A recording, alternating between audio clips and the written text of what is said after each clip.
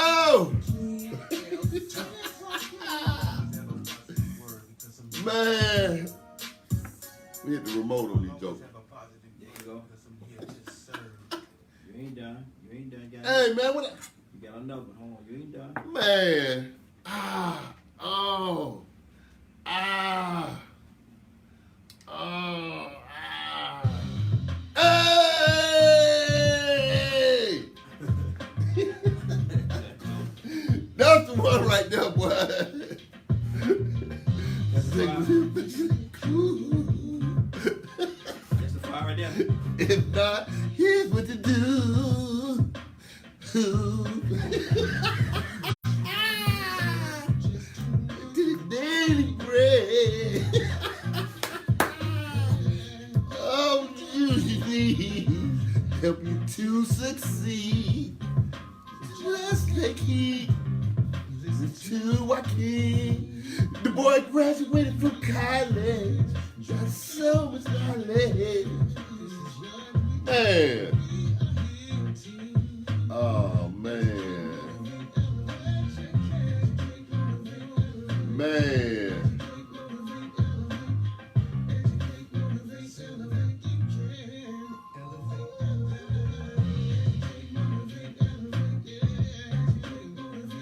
Oh, man. Oh, man.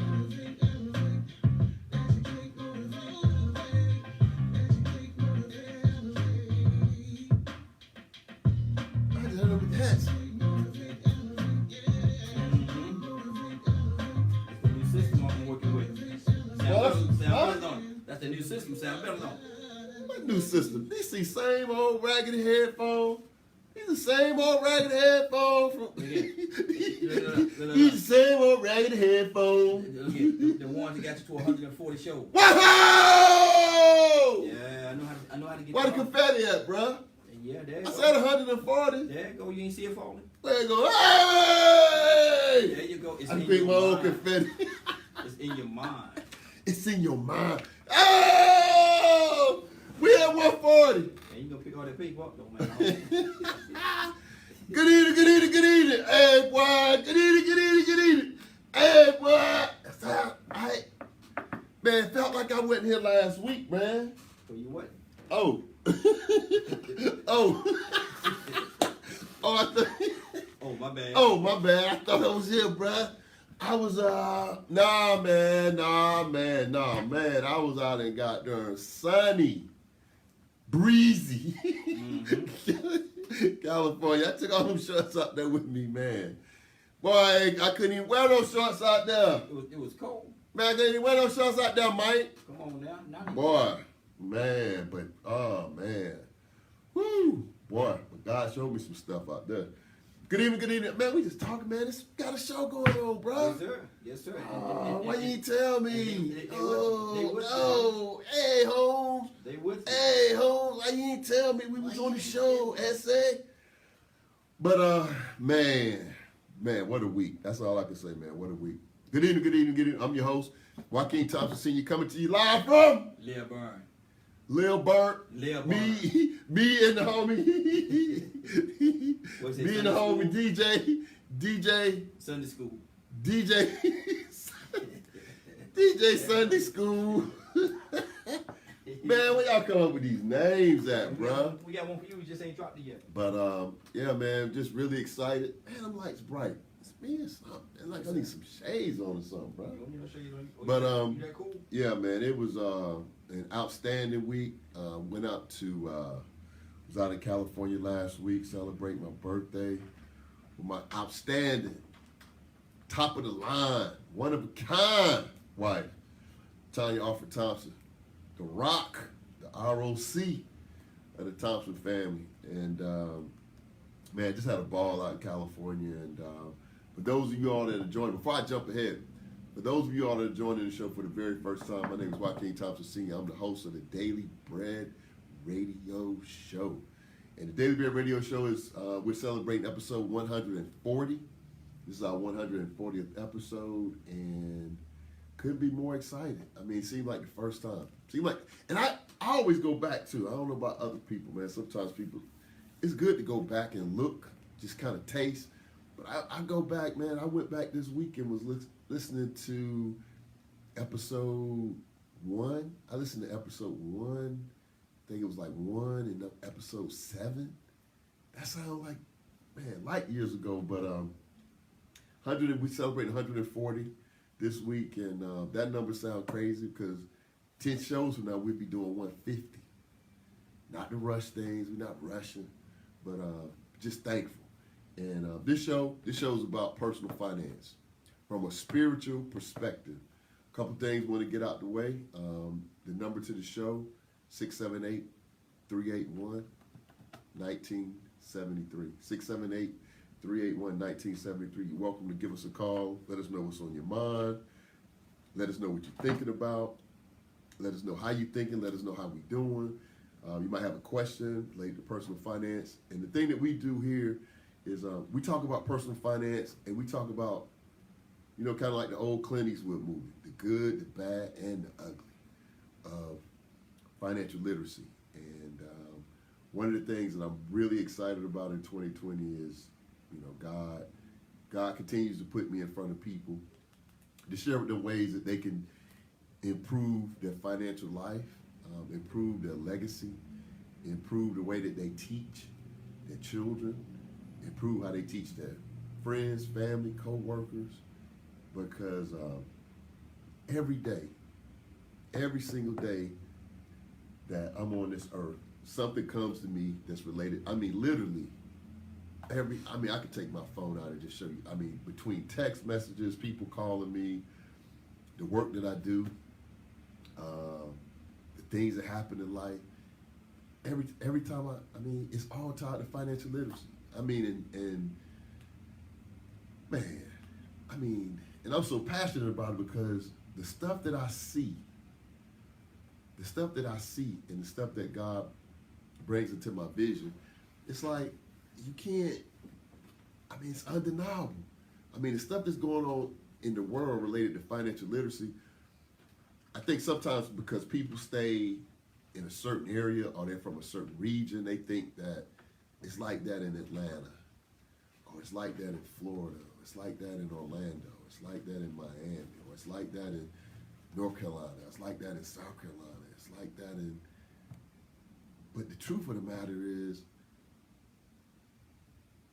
it's starting to, in the U.S., I was looking at the Democratic debate last night, and, the way the candidates were addressing Michael Bloomberg, right? They made it where it was like a bad thing for him to be a billionaire. It was a bad thing for him to, to be on stage with people that weren't billionaires. And they just kept, they kept bringing it up like it was, you know what I'm saying? Like, they just kept bringing it up like you would think it's something that's terrible about it, right? And they even went to the point, they even used the terms like, the way you made your money is off the backs of all these other people. Your 1 year salary is equivalent to 125 million people's salaries. And Michael Bloomberg was just, I don't know if y'all watched the debate, but Michael Bloomberg, this was his first one. He was shook though. I don't think he was shook. He was like, I think the one question that shook him, the one question that I saw that when he started the battle was about those non-disclosure agreements with the women that work at his company. Now at that point, that's when he started to got nerve. Back up on him. Oh man, I don't like to mess with people, man. But he sure remind me of you ever seen? Man, you ever seen, man? Hey man, I'm not talking about him. I'm not talking about him. So let me just give you the disclaimer. I'm not talking about Michael Bloomberg. I'm just talking about a movie. But he sure reminded me of Planet of the Apes. Planet of the Apes. It's the young lady, not even the dude ape, but the young lady that was like her husband is like the Dr. Ape. Uh-huh. You know what I'm saying? She talking. Michael Bloomberg, when they started talking about the women that disclosed, that joker's lips are. He said, "Hey, well, this is what we agreed to. This is what they agreed to. This is hey, we not changing that now. No, you can just let them go." He was basically like you know what I'm saying? He was like, "You can just let them go. You just say the word, and it's over. Just say the word." He was like, no, hey. He's like, "Hey, now we not changing that. We came to a mutual agreement. This is what they wanted, and but outside of that, when they was talking about the money." He wasn't shook, man. But one thing that nuts, if you watched, and I used to watch stuff like this, but I was like, man, watch. But he said something that shut the whole shoe. You ever been somewhere, man? I'm gonna tell you just what it was like. Mm-hmm. You ever been somewhere, man? You ever been somewhere where you knew who the baddest person in the room was? Yeah. But it's a parable, right? Mm-hmm. It talks about it's the parable. It talks about how you can get familiar with a person, right? And it's the saying that comes from that is what familiarity breeds contempt, right? Mm-hmm. But what that means is if you go back and look at Aesop's fable. It talks about the story. It was I think it was like a lamb. I think it was a lamb and a lion. Okay. Right? Mm-hmm. And when the first time the lamb seen it, or it was a monkey, it was some other little small animal, but I know the one animal was a lion. But the first time he encountered the lion, on sight, he burnt out. Pew! Like, God, there's a lion out there. Ain't wasting no time. He ain't wasting no time. He got away from him, but over time, he got comfortable with the lion being in close proximity to the lion. Man, they was going on and on about Michael Bloomberg. He had a straight face the whole time. That man said, and then he broke that mug down. He said, listen. They said something. He said, he paused. He said, listen. He said, if I recollect, I'm the only person on this stage that has started a business. I was like, them jokers now, any other time they running their mouth, and anybody who's running for office, they run their mouth nonstop. But when he said that, he said, I'm the only person. He said, I remember, he said, if I recollect, I'm the only person on this stage that has started a business and has successfully run a business, and he a billionaire. So he was like, basically like, bro, don't play with it. I'm gonna let y'all have this, but don't fool yourself, because I am that guy. So, and I'm just saying that to say, man, I don't think there's anything wrong with if you live in a capitalistic society and you learn to play the game, right? And that was something else that he said. He said, I didn't inherit this money. He said, I didn't inherit this money. He said, I started a business, I worked hard, and I created it. I was like, whoa. And he created it in one lifetime, one generation, basically. In his lifetime, I guess y'all would say, not just one generation, but in his lifetime.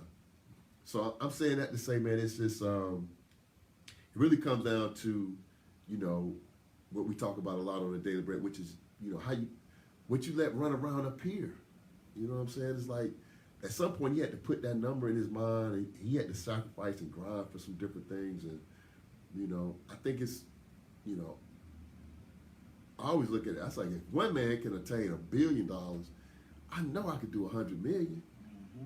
Like, I know I could do 100 million because, it ain't but one God. That's right. Right. So why I'm like, man, if he could do that, but it's about learning to play the game. This is one. When you live in this country, and the thing that I try to stress each and every week, man, and that's part of the reason that I even started doing this show. It just brings. I'm just trying to bring awareness to people in general, especially our people, especially black people, man. I'm just trying to bring awareness to the fact that we playing a vicious financial game, And if you don't start to learn the keys to this game, it's a wrap. It's literally, it's a wrap. It's literally a wrap, man. So I listen to what he's saying and this, that, and other. I take that into consideration too. I think slavery, really, man, that they really gave them a huge head start. So I feel, if you born white in this, if you're born in America, you born white in America, you already getting like a 200, 300 years head start. That's like you Usain Bolt fast. He ain't that fast. Like he fast, but He ain't getting that. You give a joker 200 or 300 years head start, it's gonna take some time. It's gonna take some time, but in taking that time, my thing is us just being able to see the progress, and I see it. I see, the success that people are having, but then I also see too where opportunities. I see different opportunities that are coming up in our community. Like I can't speak for other people's community, man, but I've had people reach out to me recently, about stuff that's available in our community, right in our neighborhoods, and there's, and it's not something that's grandiose. It's something simple like, hey man, we got 3 houses, this guy, he doing bad, man, and we got these 3 houses that we got, no, matter of fact, it was 6 houses. We got these 6 houses and I was like, dang, like 6. I can't do 6 right now. I had to tell the dude, man. It's kind of like, say, bro, I can't do 6 right now. I might be able to do 1, maybe 1.5. Exactly. But, I said I can't do 6, but I got to get my weight up. You know what I'm saying? I'm like, because you can't be, buying and trying to buy. Sometimes when you buy, you just, you spent. But, like the Valentine's message I sent out about tax season, that's real, man. Because you see all of the different stuff, all of the propaganda that's, ramping up because they know it's tax season. They know people are getting their refunds. And the only thing I'm telling people is, look, man, if you get the refund, if it's tax season and you got some money coming in your hands, why not take that money and put it to work? Because the thing is, and this is what I can appreciate about my audience, we're not getting no younger, right? And the only thing you got to do is look at the data. People are like doing different things, but, I was looking at something today, man. Shout out to, a couple of shout outs today. Shout out to one of my best friends from college who was born a week apart. And it was 3 dudes. We met 3 dudes when I went to college, man. And we didn't realize it. Went all the way up to D.C., man. And 3 dudes from 3 totally different areas. One dude from out there in Duval, which is yours truly. And one brother was from Atlanta. One brother was from Minnesota. I didn't even know what Minnesota was. I'm just show you how green I was coming out of Florida. I was like, Minnesota, where is that? But what we found out, we got there, man, and really started, clicking and became, really good friends. Then we found out when our birthdays came up, we found out our birthdays was a week apart. Our freshman year, we found out all our birthdays was a week apart. Like one was on the 6th, one the 13th, one on the 20th. So shout out to Joe Cotton, extraordinary legal counsel up in the Maryland, D.C., Maryland, Virginia area, man. Love you, boy. Hope you having an outstanding birthday, and definitely want to shout him out. And then my sister, I was looking at something she just posted on Facebook, just hit her 30-year mark. 30 years. 30 years of service in the, That's powerful. yeah, man, 30 years of military service. So she didn't met that, between her military service and the service that she did with the government. So I'm like, 30 years. And she officially retired now. I was like, God dang. And I'm still on. I'm like, boy, they got me, man. They got me. I'm like, boy, y'all got me, boy. Because I'm like, hey, boy. Oh, man, they got me. They got me, boy. If I knew what I know now, boy, I remember clear as day. I remember my mom asking me, man, right there, standing right there in that room in Duval County. I was getting ready to graduate from high school. She's like, "What you, man? Back then, parents only used to ask you 2 questions. Where you going? You going to military? Or you going to college? Yep. Cause you getting out of here." And I was like, "Military? Oh, heck no! Oh no! Nah. Now I know what I know now." We're going to the military. Well, I would have done. I should have went in at 17 and been out at 37, man. But hey, man, I'm thankful for what God's given me. But I'm saying that to say, man, let's we just got to be aware. That's all I'm trying to do, man, is make people sensitive to financial opportunities and being aware. And I know it may seem like I'm jumping all over the place, but I'm not. I'm just talking about again, financial literacy. How it impacts and permeates our life on a daily basis. If you all have, I talked about Harriet Tubman last week. If you haven't seen that film, I strongly encourage you to check that out because it definitely shed some more light on who Harriet Tubman was. The way they did it was a lot.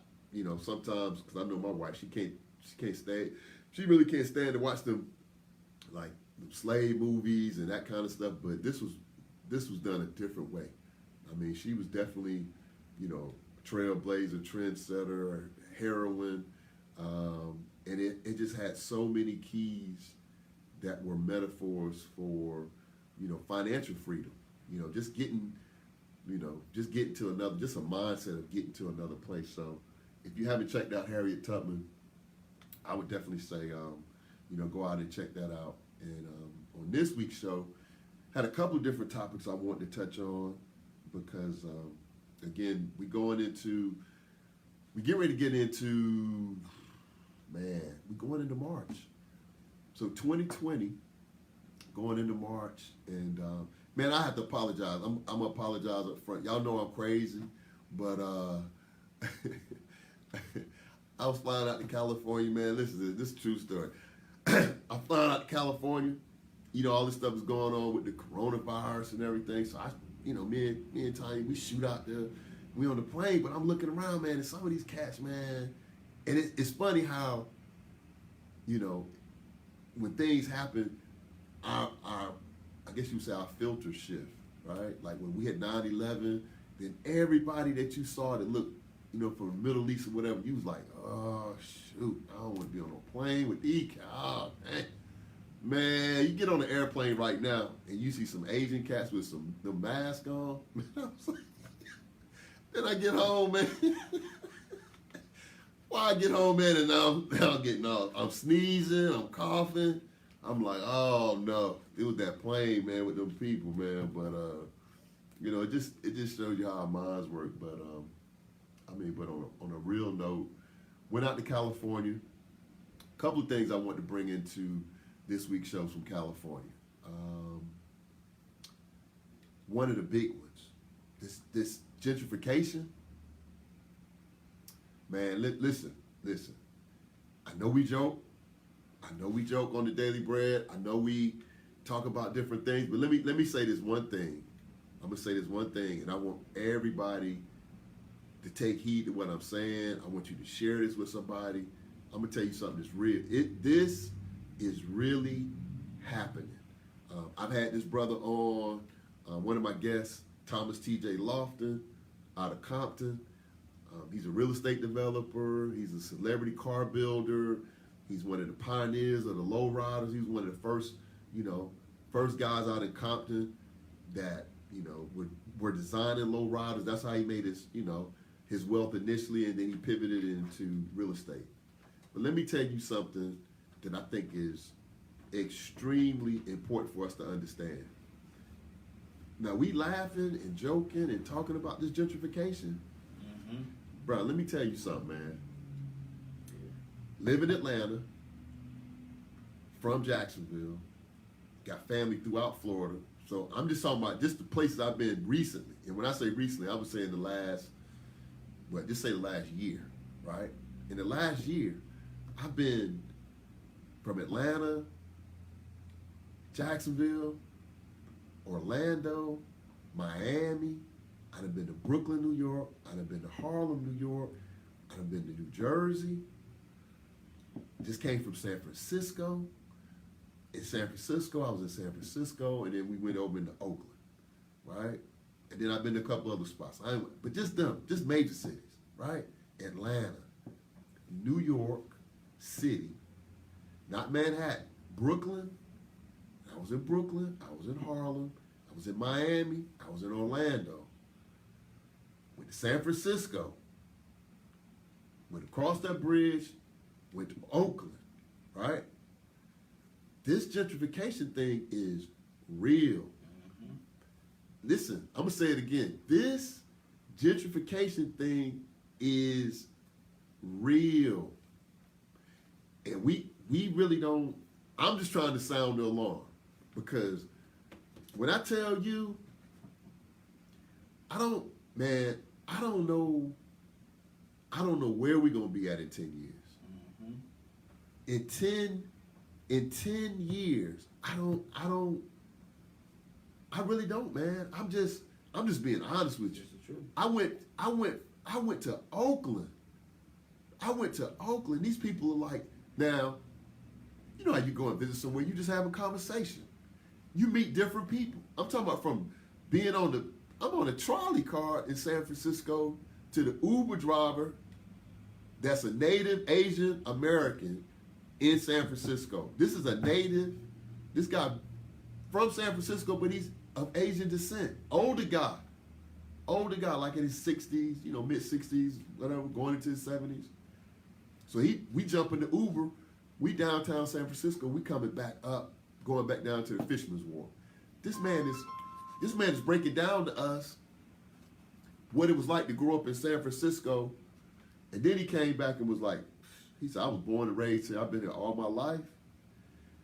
He said, but right now, he said, people can't even, the people that live that's from San Francisco, he said, they can't afford to live here. Mm.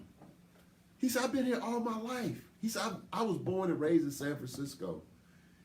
And this wasn't a black guy, this wasn't a white guy, this was an Asian American.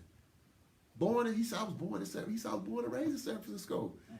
Mid-60s going into his 70s, right? He said, man, I got so many friends. This is what he's telling me and my wife.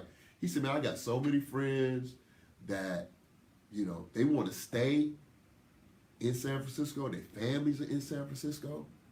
He said they can't do it. Can't afford to. He said they can't afford to. He's like, they live in 2 and 3 people, like people that don't even know each other, getting roommates. Like, come on, man, let's get a roommate. That's in your later years, right? So you done lived your whole life. You in the 4th quarter of your life now. You scrambling. I said, it can't. Now, first when somebody tell you something, you say, man, that can't be that bad, is it? Mm. But when you hear something from different people, and the number that kept coming up, and this blew me away. $3,500. $3,500. I said, $3,500. $3,500 What? for an apartment. Get out of here. For not a house, for an apartment. For an apartment. Apartment. A part. Mm-hmm. Just like the word say, a part Of a mint. of a mint. Mm-hmm. A part of a mint. $3,500 every 30 days. $3,500? And that's just, bruh. And everybody that I talked to, from that Asian guy to the brothers and sisters I met out there, to the brothers in Oakland that I met, the sister I met in Oakland, my partner and his wife that we met out there living in Hercules. Bruh, my partner and his wife that live right there in Silicon Valley. No, that's just to get in. That ain't like you, I ain't like you living. Like you balling. That's like you, all right, I got an apartment.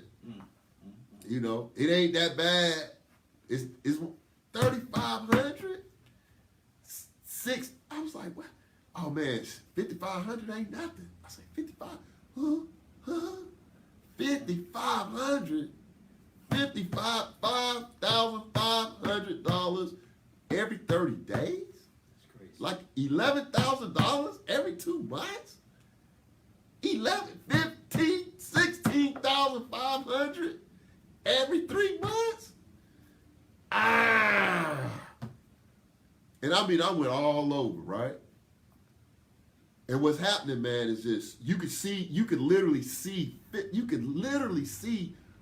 all of these people being pushed out hour, 2 hours away, 3 hours away, like way out of there. And in places like Oakland, I see the same thing in Oakland that I saw in Brooklyn, and the other city that I left out, D.C., right? I've been going to Washington, D.C. all my life. All my life. Man, them neighborhoods up and around Howard, man, when I was going to Howard, I know it was 30 years ago. I get it. But them houses up around Howard 30 years ago, 150, 200 max. Talking about late 80s, 90s, 150, 200 max. Them houses right now, they want them same little raggedy house row houses. They're $1 million plus. They are $1 million to $1.5 million easy. $1 million to $1.5 million. Bro, who can afford that? So I'm saying that to say, man, I don't think I can stress it enough. If you get the opportunity, if you have the opportunity, if you see an opportunity, buy it.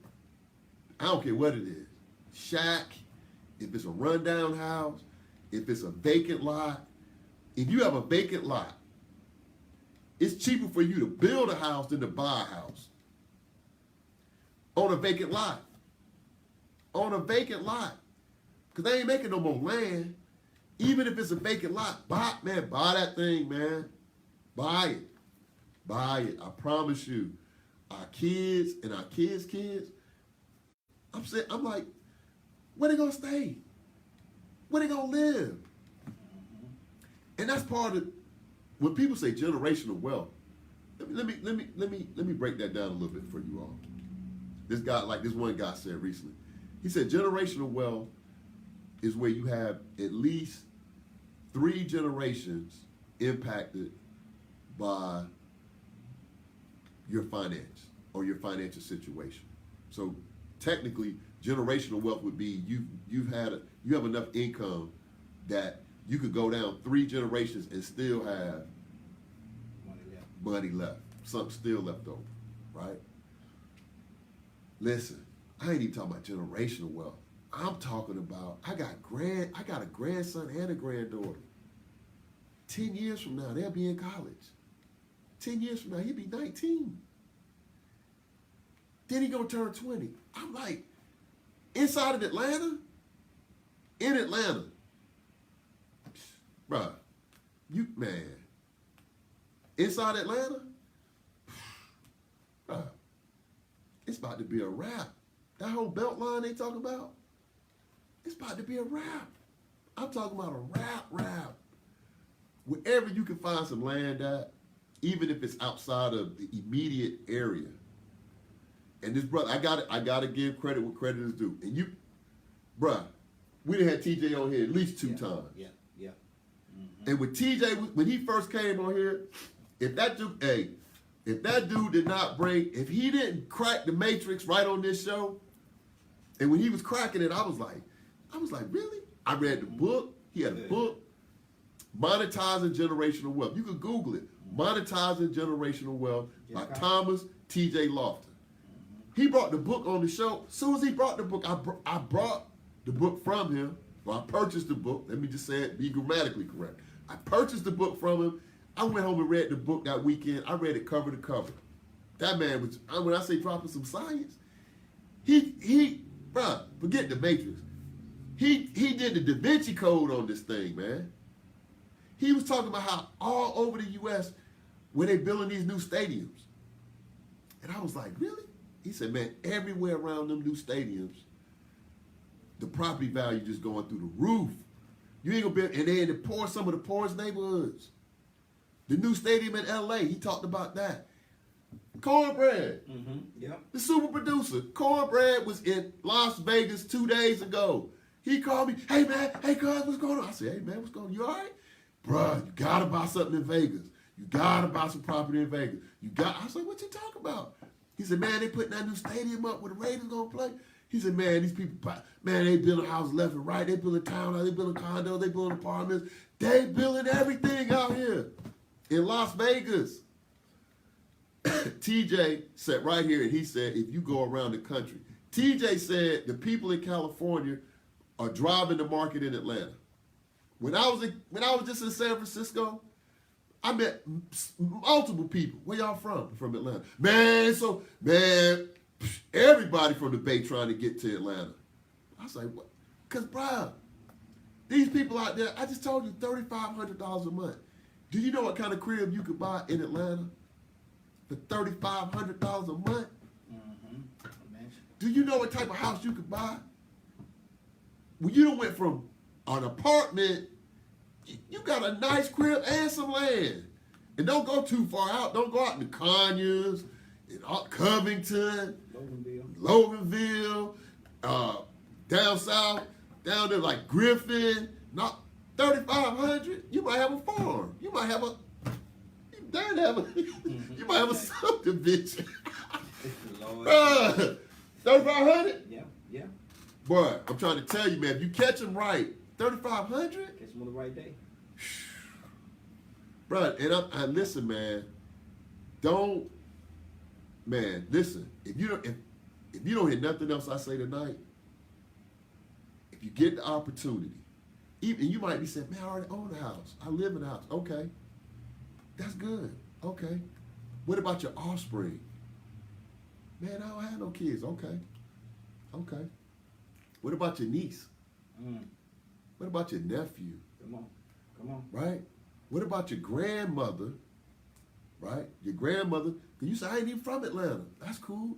You ain't from Atlanta. That's cool. Where you from? Oh, I'm from Greenville. Mm-hmm. Okay, you from Green. No, what nephew from? Something. Mullins. Right? Mullins. Mm-hmm. I ain't never been to Mullins. Right? Got some land. Bro, my fat brother, he from Spartanburg. Oh, yeah. This dude right here. Yeah. Right there, C-SPAN. He from Spartanburg. That's my guy. Right? I ain't never been to Mullins. Right? But I can tell you this.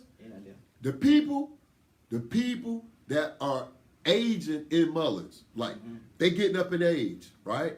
The grandmothers, the aunt, Uncle Joe, all as they aging, them houses that they brought, $5,000, Oh, yeah. $10,000, bruh. Somebody in that family need to be in place. They better be buying that property. They better buy that property, man.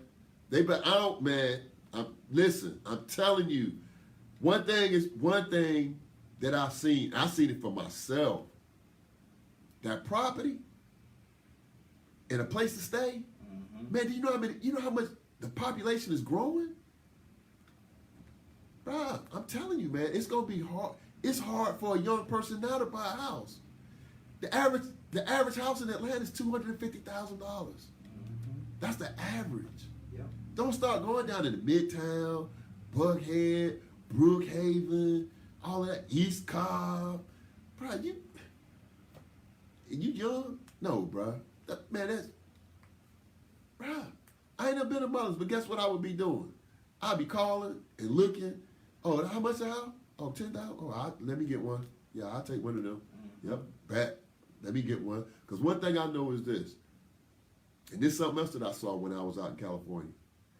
People, regardless of who they are, gonna need a place to stay. Yep. People, Did they hear the homeless population, oh my God. Bro, I thought I seen a lot of homeless people in New York. The people in New York don't have nothing on the homeless in California. I promise you that. Bro, when you going down a freeway and you in a car and you ain't walking, bro, we in a car. And you looking out the window and you just see like brrrr. I'm talking about this tents all the way down the freeway, bro. I'm like, Bro, we going 70 miles an hour. Nothing but homeless people, bro. Like whole little cities. Bro, they even had trash cans. Like, you know how you get your trash picked up? Yep. But they had trash cans out there like we here. I'm like, what the? What's really going on? Bro, it's people out, man. The Asian guy said it. My friends that work at Facebook said it. They got people out there, man. They said, man, if man, they's like you barely, listen to this number now. You barely above the poverty line if you make 100K. If you make 100 stacks, you like this much above the poverty line in California. Yep. 100. Some people don't go their whole career and make 100. Man, come on, man. So I'm just, when I see stuff like that, man, I gotta bring it. I mean, cause it's like, and Span though, this is a good friend of mine. But the thing that Span has that a lot of people didn't have, his father was in the real estate game. His father was doing stuff, so he's second generation. Now he understand the game. He understand what rent means. He understand what people paying rent and you getting cash flow and you got passive income. Yeah, it's a lot of work. Nobody want to be cleaning toilet, dude, this, that. But guess what? An asset, an income producing asset, will be the job every day. Every day of the week. Because guess what? People gonna need a place to stay. Yep. I don't care if they come. People gonna need a place to stay. Man, woman, black, white, old, young. I mean, like last week, 65 years old. She trying to buy a house at 65 years old, man, and want a 30-year mortgage. Got good credit like 750. She's 65 years old, going to buy a house, bruh. 65. Listen, man, if you see, I don't care where you stand in this country. I don't care where you stand. I don't care if you stand goddamn Buka. If you're in the U.S. and you see a piece of property, you better be trying to buy that mug. Don't buy no another car. Don't buy no more Jordans. Don't be, man, I'm telling you, whatever you do, buy it. So that way you can start playing the same game that they playing. And they playing a vicious, they real estate game, vicious. Yep. Cutthroat. Vicious, man. Because all of that, the people talking about $3,500 an apartment. So just imagine if you just owned a little apartment building. Just one. A little what? How many apartments? How many little apartments can you have? Little 2-bedroom. No, just like a nice little 10 unit. Mm-hmm. Yeah. Right? Yeah. 10 unit. I ain't saying no skyscraper. A nice little 10 unit little situation. You about to get paid. 10 units. 10 units at $3,500 per unit. Nah, brother. Well, you got to account for vacancy. Okay. Okay. 10 units and 3 of them stay vacant. They say 3 of them just for whatever reason you can't keep nobody in them. $3,500, 7 times. Come on, man. You making like $26,000 a month. Where they do that at? A month. Man, come on, man. So I'm like, man, hey, and I'm serious about this movement. I'd had some people reach out to me. So if y'all want to collaborate on some stuff, call me. I'll put something on it, or we can do some stuff together. Or you might see something in your area like, bruh, they selling, I see 5 duplexes. Call me. I don't care. I'm like, I don't care. Because it just makes sense. A guy called, I'm just telling y'all, man, I didn't mean for the whole show to go into this, but hey, man, I'm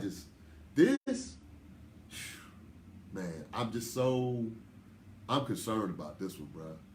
And I ain't mean for the show to go there, but that's just, bruh, man, that TV, man, you better cut that TV off, be looking for some property. Yep. I'm going through my whole family tree. And I ain't even lying or exaggerating. Talked to my brother-in-law the other day. He said, man, I fix houses. Why don't we get together and do something? I'm like, why don't we? But hey, let's do it. Shoot, yeah. Hey, 'cause, hey, if you need 10,000, shoot 5. You can come up with 5 quicker than you come up with 10. How about that? Mm-hmm. If you need 100, right? Coming up with 50 is a whole lot easier than 100. Or you could get 10 jokers together with 10. 10 people. I ain't say a bunch of people. 10 people with 10. You could take an apartment building down. Nope. Just crush it. Oh, my credit ain't that good. That's fine. We got 9 other jokers who we got good credit. No matter of fact, ain't but 7 of them got good credit. If we take 7 people, we take 10 people and put them on an application and take 10 salaries, not even 10 salaries, say 7 salaries and 3 self-employed people and put them all on one application. Do you know the bank? What you think the bank gonna say? You got plenty of money. Approve. I can tell you that. But I work with underwriters. 10, you put 10 people on the loan. 10. You put your group together, form an LLC. You can have an LLC formed by this time next week. EIN and everything. Secretary of State, right? It's 10 of us. What we got? All us got 10. What's Ah, credit? that's too much. What's your credit gotta be like? Credit? Of the 10 people. What you say, credit? Mm-hmm. Credit. Bruh, listen. Ain't no Listen, credit. man. Listen. I work with underwriters, man. I'm telling you, bruh. Credit. Mm-hmm. I said 10 people, man. Yeah. If you bring 10 people to the table, yeah, they're going to pull credit for everybody. But guess what? Out of 10 people, when they look at that average, say your average round, just say, I'm going to give you a 650. Mm-hmm. But it's 10 of y'all. Yeah. Right. What's the likelihood of 10 of y'all defaulting on this? Because you got income, she got income, she got income, he got income, she got income, and it's only one note. Mm-hmm. So if you just say the property $1 million, Yeah. how much a note? Like 20,000? I just It's wanna 10 say that. people. I just want to say that so people would understand. I know, man. That's what I'm. Man, forget credit. Forget all of that, man. When you, man, and I don't mean it like forget credit, because credit is crucial. But I'm saying this: don't let no barrier get in front of you. I mean, don't let none. Because I'm seeing people come, man. They get so creative with stuff like, shoot, how about I give you? I just see some deals. I'm like, do what?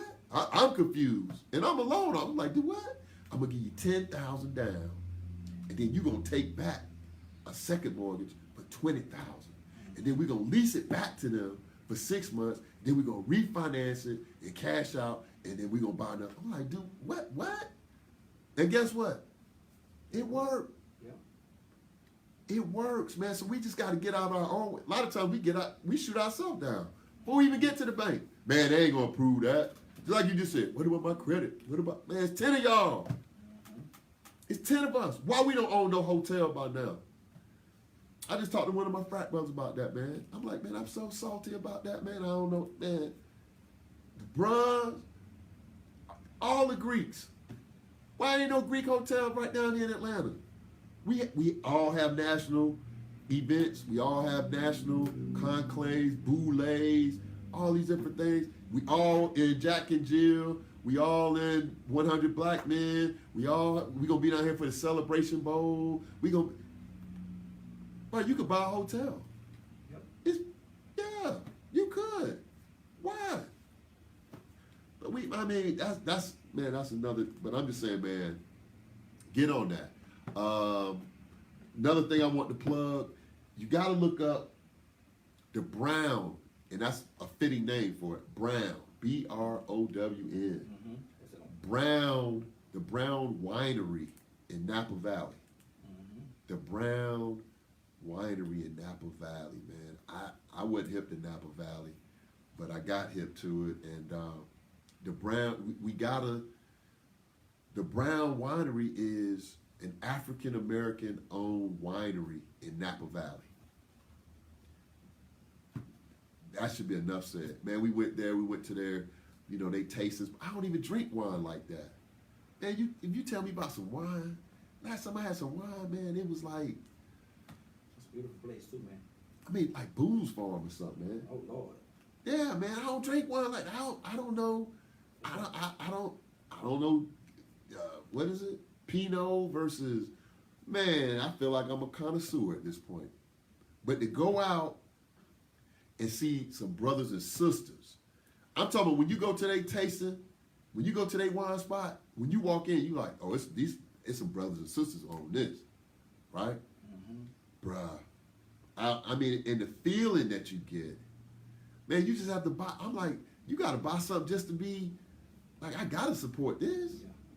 That was a big one, man. So if you get the opportunity to go out to San Francisco, look up the Brown Winery in Napa Valley. Now, if you haven't been to Napa Valley, it's just miles and miles and miles and miles and miles of wine country.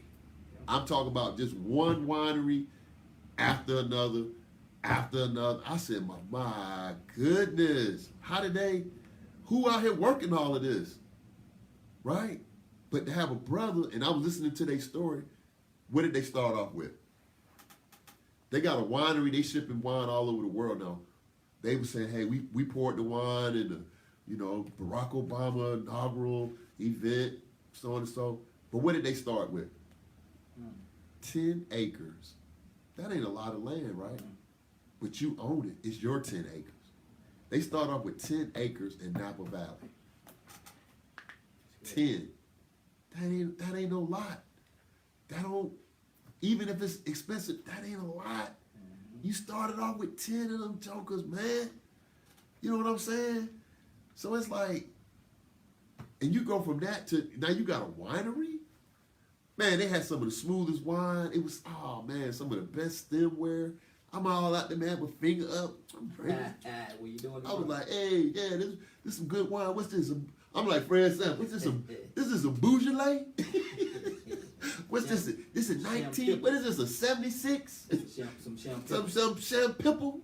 Man, but it gave me another appreciation for wine. I said, I'm going to order some. You know what I'm saying? I'm going to get me a rosé. I'm going to get me a nice rosé. But, yeah, y'all check that out, man. And but check out Brown, because one of the things about supporting black business is this. Somewhere between 50 and 60 million African Americans in this country. If we just support our businesses, we wouldn't need nobody else to support them. We wouldn't need if everybody to hear my voice, send it out to 10 of their friends and 10 of their friends. You can go online, they ship it. So you ain't got no excuse, man, I ain't going to Napa Valley. You ain't got to go. You can go online and see the pictures and order a bottle of wine. $23. Shipping and handling probably out of like $30. 707-963-2435. Call them. 707. Put it in the chat. 707 963 963 2435. 2435. Tell them the Daily Bread sent you. You know what I'm saying? Tell them the Daily Bread sent you. And buy some wine. You might be like me. I don't drink wine, but just to know that wine, a brother and sister put a cork in that. And it's good. It ain't, nah. This some top shelf type wine too. It ain't nah, bro. It's good. It's smooth. It was, man, they had me eat cheese, brought these little assorted treats. I went from what's that to like, man, these good. What are these candy apple grapes? What is this? Man, I'm eating all kinds of cheese and cheese and crackers. That ain't my thing, but we did it out there. But wanted to get that out there. Then the other one was we went to a barbecue spot, Everett and Jones in Oakland. Barbecue spot. They've been there since now we got Jenkins in Florida, right? So Jenkins been there, I think, since like the late, I want to say the early 60s. Could have been the late 50s, right? This barbecue spot been in Oakland since 1973. Good Lord. Bruh. Just because. You got to go there and eat just because, right? So as people are going and touring and doing different things, you go to San Francisco, you got to go check them out in Oakland, man, since, 1973, because, we got to support our own. We got to support our own, man. And that's really the spirit of the Daily Bread is like, go out, buy a bottle of wine from, the Brown Winery out in California. Tell somebody look up their information, share it on Facebook, share it in your timeline, share it. It's Black History Month. It's still Black History Month. So no better time than now to, spend some dollars with some brothers and some sisters. That gentrification is real. We wrapping up the show now. That gentrification is real. Stop being cheap. It's real, man. And yeah, you can't, and I'm, my producer's saying stop being cheap, but I'm going to take it a step further. Stop being cheap with yourself. Stop being cheap with yourself. I'm talking about money. I'm talking about supporting black business, but the first black business you should support is you. Support your black business. Put you some little, put you some money away. Save a little money. Do some things a little differently. And start just, okay, I got a little piece here. Okay, I got a little piece there. They can't take that from you. And you can leave that to somebody. Yep. And you can teach them about it. And be like, hey, I know all this stuff is going crazy. I know all this stuff is going through the roof. But guess what? This land, this us. This is us. Man, I'm so thankful, man. I got a business partner, man. This brother progressive, man. Me and him, we talk a lot of trash to each other, man. We get on each other's nerves. Anybody who ever been in a business partnership, you already know. It's just like, man, it's like another marriage. It's literally like another marriage, bro. I'm talking about, we talk. If we don't talk every day, we talk every other day. What do we need to do? All right, did you pay this? All right, what about this? We got to get the sink. But the beauty of it is this, man. The beauty of it is we are dispelling the myth that we can't work together. Me and this brother are dispelling the myth that we can't work together. And the things that we're doing it to help improve our community. We already talking about this summer. We're going to have a summer camp, a financial literacy summer camp, where we bring kids out to our property, teach them the real estate game, teach them about financial literacy. Not in no classroom. Forget a classroom. No, man, come out to these 5 acres out here.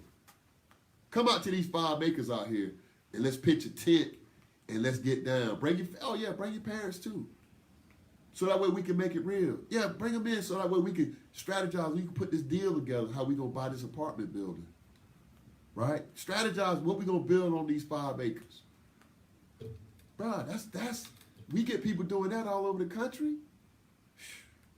Tell you, man, we got to get in the game, man. We have to, man. We have to. We got to stop being, everybody's consumer, man. Forget being a consumer.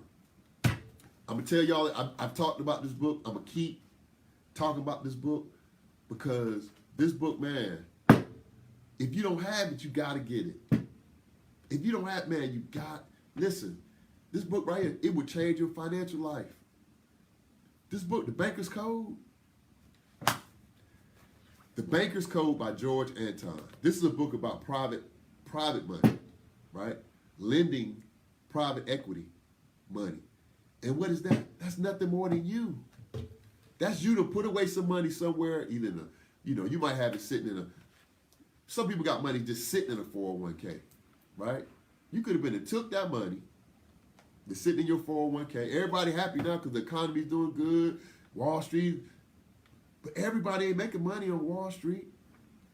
You got money just sitting there for 10 years at a time, 15 years at a time. You could have been and took that money out, lend it to me, let me pay it back to you with some interest, and put the money back, and it just kept doing it over and over and over. That's what the bank do.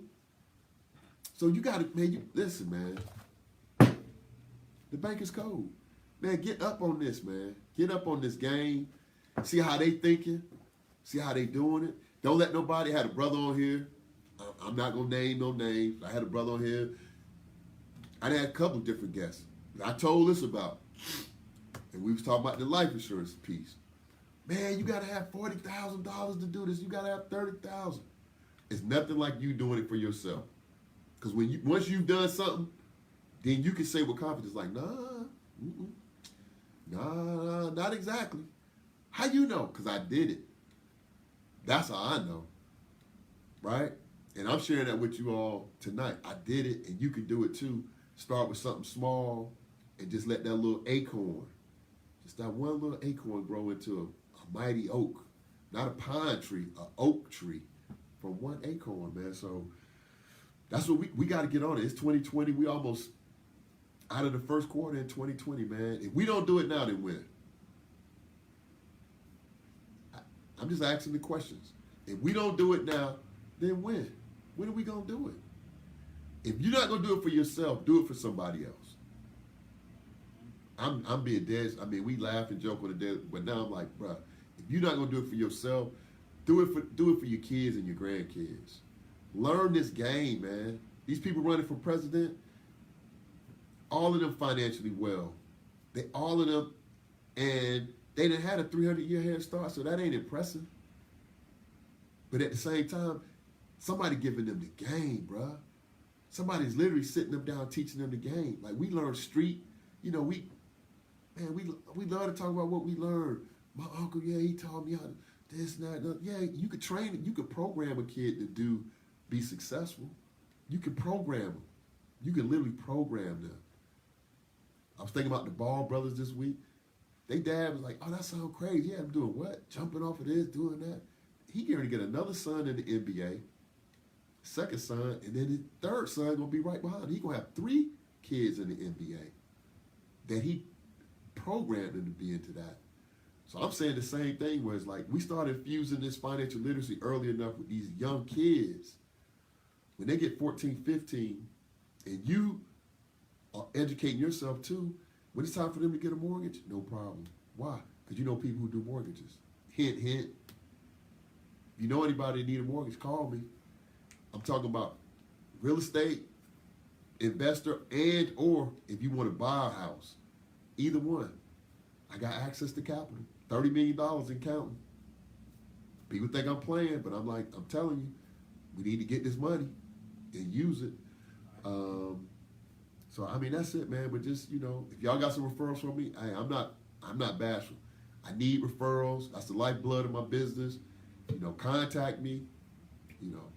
Let me know 470-322-5122. That's the office number. If you don't have the office number, you got my cell number. You know how to contact me. Text me. Florida, Georgia. I mean, that's why I'm really concentrating on Florida and Georgia right now because I think it's some great opportunities in Jacksonville. The stuff they doing, all of that Lot J. They not missing, man. They not clearing that lot for nothing. Uh-oh, I hear the music coming on. Got their DJ Super Bowl over here ready to go. Hey, if you missed it, go back and watch it. Oh, wait a minute, man. Hold up, man. Hold up. 10 seconds. Hold up, man. Hold up. Sunday night, 9:30. Channel 295 Comcast. Channel 6, AT&T Uverse. The Daily Bread TV show, episode 7, season 2. If you outside of Georgia, AIBTV/AIB everywhere. You can I watch this San Francisco streaming. Man, you have no excuse. Tune in. Sunday nights, 9:30. Look, power was over now. Power over. Y'all can watch me for real. Power over now, man. Hey, bro. I done outpaced Super Bowl. I done went up against Academy Awards. All